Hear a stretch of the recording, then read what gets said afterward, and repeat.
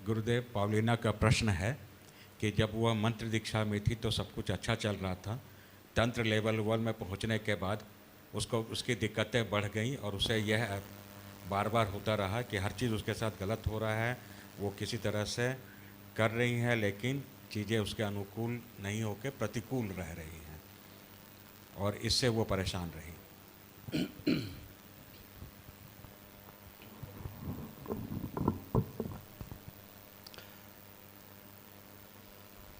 यही गंभीरता से वाच करने की आवश्यकता है। अनुकूलता और प्रतिकूलता दो बहुत ही विषैले कांटे हैं जो अनुकूलता है वो सोने का कांटा है और जो प्रतिकूलता है वो बबूल का कांटा है। हैं दोनों ही कांटे।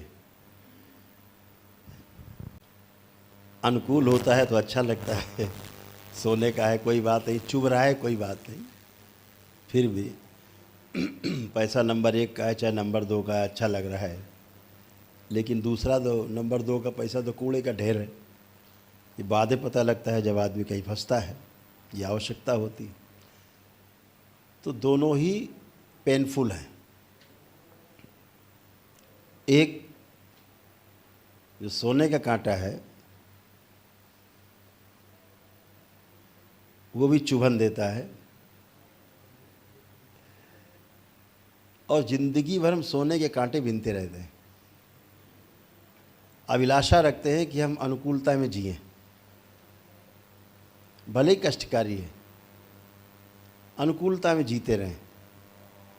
खूब खाना है बाहर का, स्वाद ले करके, चाहे जहरीला भोजन है, खूब स्वाद लेकर के खाना है, अनुकूल है, लेकिन कालांतर में वो विष का काम करता है। ऐसे ही आपकी प्रतिकूलता है। किसी चीज़ को जो आपके अनुकूल नहीं है उसे आप प्रतिकूल ही मानते हैं। जब शरीर में कोई रोग होते हैं और सर्जरी होनी होती है, सर्जरी है अच्छे के लिए कि आपके अंदर जो सिस्ट है, जो ट्यूमर्स हैं, वो बाहर निकाले जा सके, सड़े गले अंग बाहर निकाले जा सके, आपको बचाया जा सके। फिर भी सर्जरी स्वीकार नहीं होती है, अनुकूल नहीं लगती है, लेकिन फिर भी आप सर्जरी करा के अच्छा महसूस करते हैं। दरबार भी ऐसे ही सर्जरी करता है। आपकी जो अनावश्यक अनुकूलता है उसे निकालकर दरबार नष्ट करता है, जो कि आपकी एक प्रकार की प्रतिकूलता ही होती है।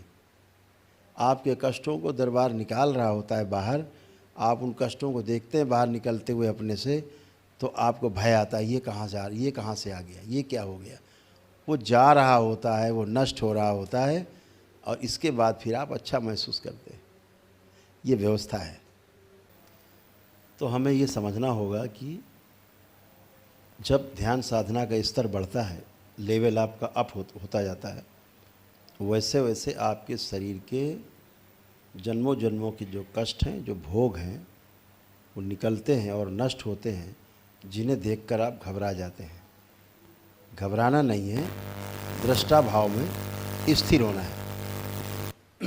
दृष्टा भाव में स्थिर होना है, लिप्त हुए बगैर दूर से देखना है। उसमें अपना भाव नहीं जोड़ना है। आप जो भाव जोड़ेंगे उसी भाव से वो बढ़ करके और बड़ा हो जाएगा। इसलिए दृष्टा भाव से देखना है कि ये जा रहा है, जाने दो, हमसे कोई मतलब नहीं है। और ऐसा करने से आपकी अनुकूलता और प्रतिकूलता से आप बाहर आ जाते हो और आप निरंतर सुख की ओर गति करने लगते हैं। तो कंटिन्यू हैप्पीनेस की ओर हमें बढ़ना है। जो हमारी सुख और दुख की जो प्रणाली है, उससे बचने का एक ही उपाय है कि हम दृष्टा भाव में, साक्षी भाव में उन चीज़ों को सिर्फ देखते रहें। तो कांटा लगता है तो कष्ट होता है, और जब कांटा बाहर निकाला जाता है कष्ट दूर करने के लिए, तो भी कष्ट होता है।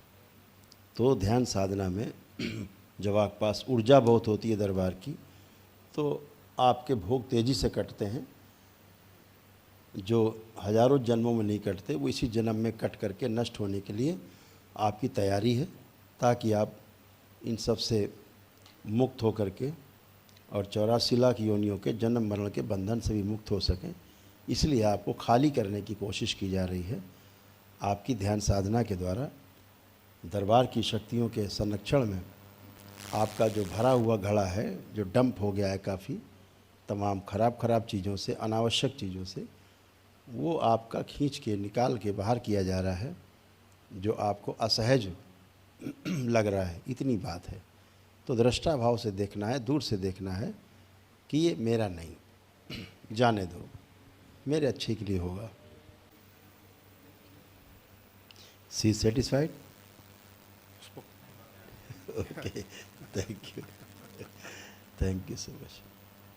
दरबार का ऑफिशियल चैनल करौली सरकार ईश्वरीय चिकित्सा विज्ञान केंद्र चैनल को जरूर सब्सक्राइब करें। नमः शिवाय।